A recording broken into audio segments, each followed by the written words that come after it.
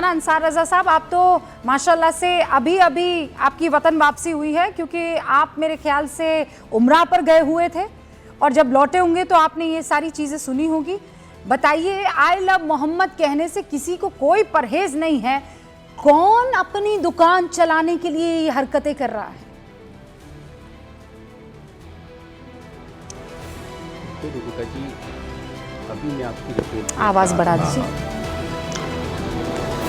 और अभी आपके यहाँ जो कुछ पंखुड़ी फैली हुई थी उसमें आई लव और कुछ लिखा हुआ था, वो पूरा देख नहीं पाया। मेरे ख्याल से आप उसको दुरुस्त करा दें। पूरा मोहम्मद नहीं लिखा है उसमें सल्लल्लाहु अलैहि वसल्लम, वो कुछ गलत लिखा हुआ है, तो उसको आप पहले दुरुस्त करा दीजिए।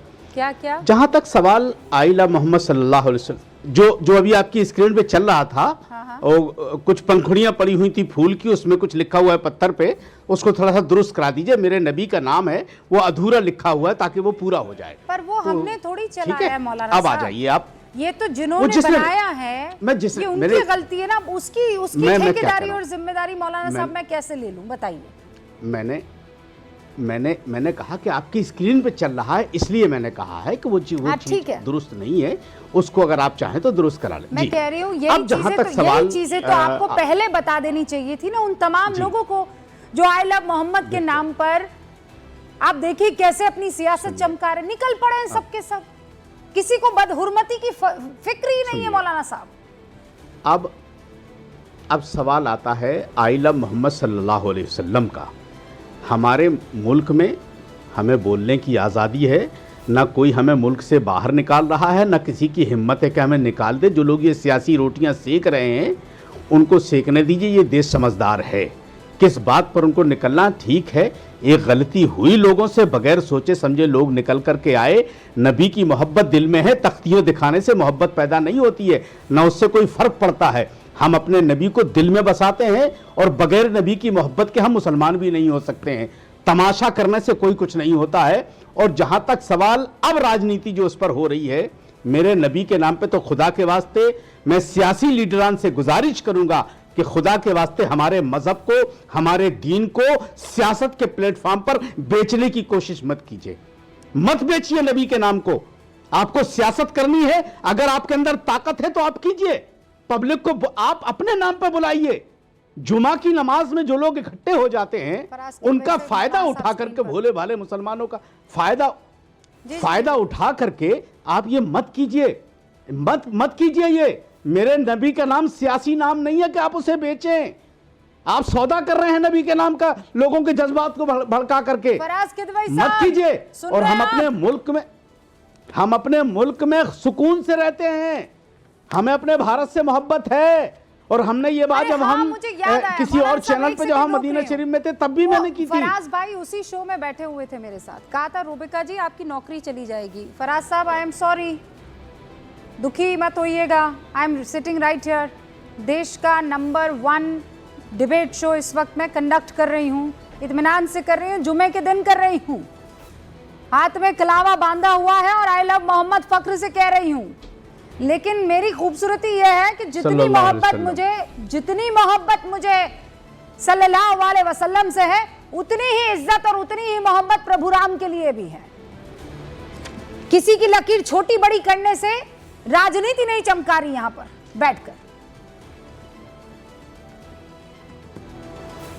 रूबिका जी, मुझे बोलना है क्या? हाँ, कुछ हो बचा आपके पास बोलने को तो बोल लीजिए। बहुत कुछ है रूबिका जी। सबसे पहले तो अपने मामू से हमारा सलाम अर्ज करिएगा और उनसे बोलिएगा कि उनका जो भी गांव है, उस गांव में जरा से 2-3 मुसलमानों से कहें। आपको लगता है मुसलमान सब गांव में ही रहते हैं क्या? मैं उदयपुर में रहती हूँ, मेरे मामा उदयपुर में रहते हैं। सारे मुसलमानों को आपने क्या समझ रखा है, गाँव है में बसते हैं क्या?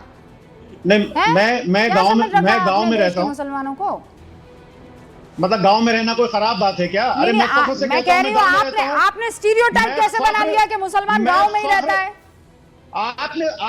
आप समझी नहीं मैं क्या कहना चाह रहा हूँ? मैं सब समझ रही हूँ आप क्या कहना चाह रहे हैं। आप अपने मामू से अर्ज करिएगा कि वो जहां भी उनका गांव है, कहीं ना कहीं गांव जरूर होगा, कहीं ना कहीं गांव जरूर होगा, वहां के किन्हीं 2 मुसलमानों से कहेंगे कि अपने घर के बाहर आई लव मोहम्मद लिख लेंगे और उसके बाद में फिर हम और आप डिबेट कर लेंगे। रूबिका जी, आप अपने आप को देखिए, विद ड्यू रिस्पेक्ट, आप मेरी छोटी बहन है, आप अपने आप को आम मुसलमान से मत एसोसिएट करिए। आप हंसिए नहीं, सुनिए तो, आप बहुत ही आपने कहा दूसरे मुसलमानों से आप अपने आप को कंपेयर मत कीजिए, because you are in a very comfortable position. आप ही थे ना नहीं, पिछले थर्सडे को फराज भाई आपने क्या बोला था मुझे, रूबिका मत कहो आई लव मोहम्मद, तुम नौकरी से निकाल दी जाओगी, कहा था कि नहीं कहा था? हाँ, मैंने बिल्कुल कहा था। तो मैं तो यही बैठी हूं, उसके बाद किसी ने पूछा तक नहीं। दो और लोग मिले जिन्होंने कहा Rubika ji you love Mohammad, we love Mohammad too. देखिए रूबिका जी, मैं आपके लिए नहीं बोल रहा हूँ, जो मैं बोलने जा रहा हूँ। नहीं तो फिर कहिए रूबिका जी, मैं झूठ फैला रहा था कि आप नौकरी से निकाल दी जाएंगे। नहीं, अरे सुनिए पूरी बात। No first seat Faraz Kidwai साहब। अरे कैसे कहूँ, आप ये स्क्रिप्ट लिख के दे दिए मुझे, क्या क्या बोलना है, फिर मैं वो बोल दूं। अच्छा, उस वक्त स्क्रिप्ट किसने दी थी आपको ये कहने के लिए कि रूबिका लियाकत ने अगर आई लव मोहम्मद कहा तो वो नौकरी से निकाल दी जाएगी? फराज भाई बोलिए। देखिए रूबिका जी, सुनिए, पहले बताइए आप मुझे। भाई ये इस देश में हो रहा है ऐसा, अब आप मुझे बोलने नहीं देंगी तभी तो मैं बताऊंगा ना।